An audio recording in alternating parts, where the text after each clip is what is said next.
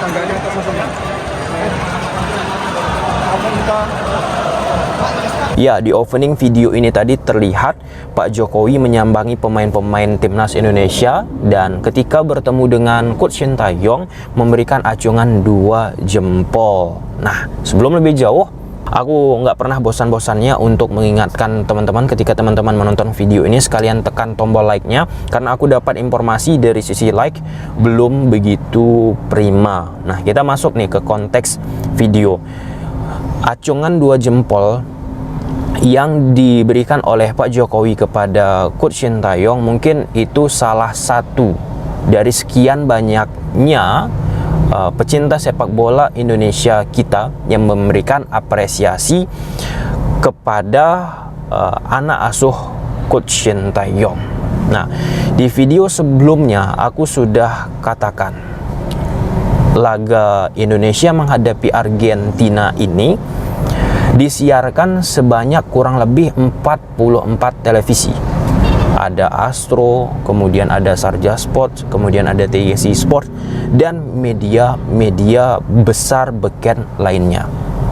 Sehingga aku menyarankan teman-teman, ketika misalnya teman-teman sudah menonton pertandingan, kemudian teman-teman lihat apa yang dilakukan oleh pemain timnas Indonesia kita luar biasa, bisa nih mendapatkan second opinion dari pandangan-pandangan, misalnya pelatih-pelatih yang ada di Arab yang diundang menjadi komentator, ataupun pelatih-pelatih atau pemantan pemain yang diundang oleh berbagai macam media yang ada di belahan dunia ketika menyaksikan pertandingan Indonesia menghadapi Argentina.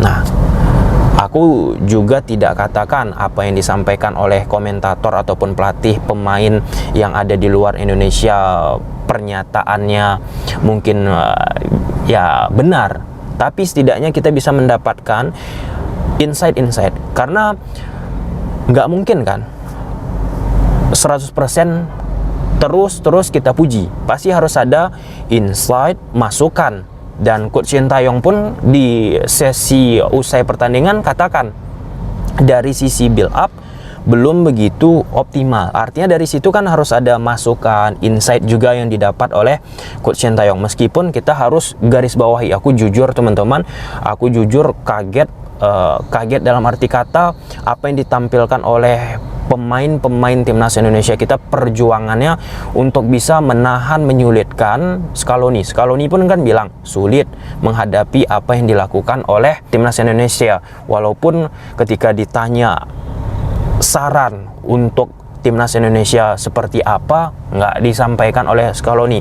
Nah, jujur selaku pelatih besar teman-teman, dari sisi komunikasi, dari sisi kebetulan aku di bidang sepak bola, video analysis, sangat amat disayangkan. Aku teringat ketika misalnya contoh Pep Guardiola datang ke Indonesia, kemudian ada sesi press-con, ia memberikan insight masukan.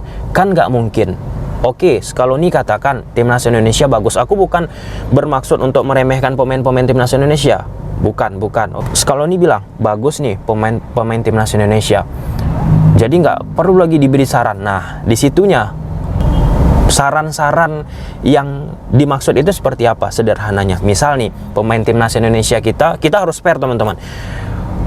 Contoh di sesi gol pertama, under pressure, kesulitan dalam memberikan passing ketika lawan melakukan pressing. Kemudian pemain Argentina jago banget nih pembacaan arah bolanya, pembacaan reading the game-nya di atas lapangan. Nah, insight itu kan harusnya bisa nih diberikan oleh Scaloni kepada pecinta sepak bola Indonesia agar bisa nih untuk diperbaikan di lain waktu. Nah, ya, terus aku melihat beberapa komentar yang disampaikan oleh pemain-pemain timnas Indonesia kita. Nah, meskipun level kita jauh teman-teman dari sisi ranking 149 dengan Argentina peringkat 1, ada loh beberapa pemain kita yang kecewa dengan hasil. Contoh Elkan Bagot, kalau aku nggak salah teman-teman ya, kecewa dengan hasil tersebut. Artinya kan ada mentalitas, artinya ada keinginan untuk bisa mengalahkan mungkin ataupun bermain imbang daripada bermain kalah. Itu mental yang perlu kita apresiasi, dan itu kan ditekankan oleh Coach Shin Tae-yong. Mental pemain timnas Indonesia kita nggak kendur meskipun dari sisi permainan nggak berjalan apa yang diinginkan oleh Coach Shin Tae-yong. Masalah taktikal kemarin udah kita bahas. Salah satu yang direpetisi oleh Coach Shin Tae-yong selama 2 laga FIFA Matchday ini terlihat dari deep passing yang coba terus dilakukan namun nggak bisa berjalan optimal di atas lapangan. Kenapa aku berpikir Coach Shin Tae-yong terus-menerus melakukan repetisi deep pass meskipun Indonesia sulit akhirnya berbalik badan di 2 laga FIFA Matchday ini untuk menghadapi salah satunya tentu Piala Asia ataupun event-event ke depannya, kualifikasi Piala Dunia. Tipikal negara yang akan dihadapi ke depannya pasti mereka pun akan melakukan pressing.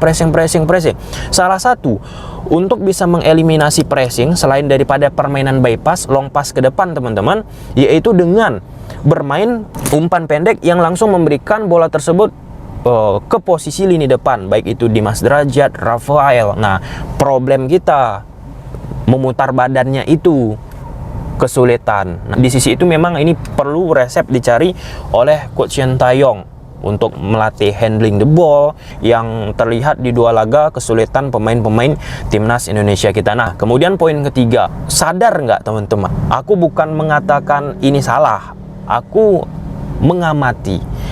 Usai laga Indonesia menghadapi Argentina, akhirnya yang disorot masing-masing individu pemain. Contoh paling banyak disorot Asnawi lah ya. Dan bahkan Coach Shin sempat juga katakan dengan apa yang ditunjukkan Asnawi, misalnya ada pemain-pemain lain seperti Asnawi lainnya di timnas Indonesia, pasti timnas Indonesia kurang lebih bisa menampilkan hasil yang lebih proper. Dari situ pun bisa kita dapatkan sebuah insight bahwa Indonesia permainannya masih menonjol dari sisi individu. Ya, sesuai sih dengan apa yang disampaikan oleh Coach Shin Tae-yong. Lalu laga ini tentu menjadi ajang pembelajaran yang sangat luar biasa, bukan hanya untuk pemain, bukan hanya untuk pelatih-pelatih yang ada di Indonesia, tapi untuk video analis, staf asisten dari seorang pelatih. Bagaimana caranya bisa mengaplikasikan apa nih yang baik dilakukan Argentina kepada klub yang dilatih ataupun tempat seorang asisten pelatih ataupun video analis bekerja sama, yang muaranya kembali itu untuk timnas Indonesia. Kan kita sepakat kompetisi hebat, kompetisi kuat teman-teman akan menghasilkan timnas Indonesia yang kuat. Nah, itu dulu di garis bawahi. Kan nggak mungkin kita hanya berharap meningkatkan kualitas permainan timnas Indonesia teman-teman dari menghadapi tim-tim besar, misalnya Argentina ataupun ke depannya siapa, Portugal, Brazil, siapa lagi, Jerman, dan seterusnya. Nah, lalu individu-individu yang lain banyak disorot teman-teman, yaitu Asnawi Mangku Alam, kemudian Marcelino Ferdinand, Jordi Amat. Asnawi yang melakukan tackle ke posisi Garnacho menjadi viral. Shin Tae-yong pun mendapat pujian dari Scaloni. Ada juga yang mengatakan Shin Tae-yong nggak tepat menggunakan skema 5 back, tapi dengan situasi sepak bola Indonesia menghadapi tim sebesar Argentina dengan 5 back bermain ya sedikit oportunis, memanfaatkan counter attack, bermain lebih menunggu teman-teman, ya so far so good lah ya. Dan yang terakhir teman-teman, kemarin aku nonton pertandingan Persija menghadapi Persebaya, yang aku rasa di klub-klub kita pun kualifikasi pelatih, kualitas pelatih, taktikal pelatih harus juga ditingkatkan. Thomas Doll quote and quote mengaplikasikan taktik Pep Guardiola bersama Man City di Persija Jakarta, dan itu aku cukup amazed teman-teman, karena nggak gampang, dan itu dilakukan oleh Thomas Doll dengan bermain 1-2 sentuhan, bagaimana pas move to stretch, passing gerak, lebarkan struktur pertahanan lawan, dan itu beberapa kali aku saksikan apa yang dilakukan Persija apik. Laga Indonesia Argentina usai, klub Liga Indonesia pun mulai improve banyak taktik. Ya, Persija Jakarta mengaplikasikan mode dalam tanda petik taktik Guardiola di Man City. Thomas Doll dengan pola 3 backnya terlihat membentuk set box di lini tengah. Abi, Reski, Rico, dan Matsumura dengan Firza Andika serta Rio Fahmi jaga kelebaran. Sekilas sama dengan apa yang dilakukan Guardiola di City, membentuk shape box box di tengah ada Stones, Rodri, KDB dan Gundogan, dengan Grealish dan Silva jaga kelebaran. Dengan cara seperti ini, saat fase attacking saat melawan Persebaya, Persija sangat superior. Terjadi 4 versus 3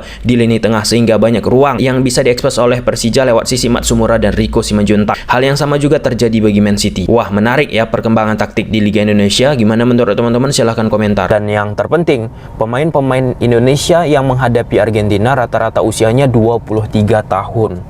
Bayangkan tuh, 23 tahun, muda. Jika ini dikelola, dipertahankan ke depannya, aku nggak bisa membayangkan bagaimana timnas Indonesia. Tentu harus disupport dengan sistem yang benar. Nggak bisa juga hanya mengharapkan dengan pemain-pemain misalnya yang sudah hebat, tapi sistemnya nggak kuat, pelatihnya nggak kuat, sehingga apa yang sudah ditempa ya hilang lagi. Oke, mungkin sampai sini aja dulu teman-teman videonya. Kita udah harus bergerak. Oke ya. Bye.